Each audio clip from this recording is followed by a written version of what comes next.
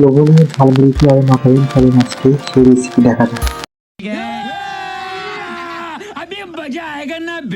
প্রথমে আমরা নিচ্ছি একটা বোম্বে মরিচের সাথে একটা পেঁয়াজ, তারপরে বোম্বে মরিচটা কুচি কুচি করে কেটে নেবেন। কেটে নেওয়ার পর এবার নিয়ে নিচ্ছি কুচি কুচি করে পেঁয়াজ কাঁচা হওয়ার পর তারপরে আমরা নিয়ে দিচ্ছি পরিমাণ মতো মুড়ি।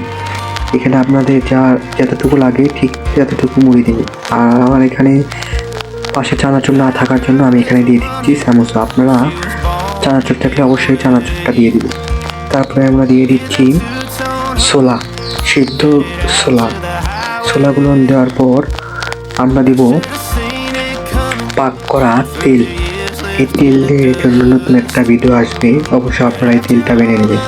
তেলের সেল কিন্তু অনেক সুন্দর, এই তেলের জন্য মুড়ি মাখা অনেক স্বাদ হয়। তারপর দিয়ে দিচ্ছি পরিমাণ মতো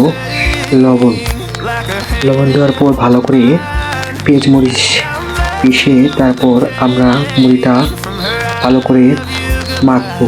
তারপরে দেখবেন অনেক সুন্দর হয়েছে, মুড়ি খেতেও কিন্তু অনেক দারুণ হয়েছে।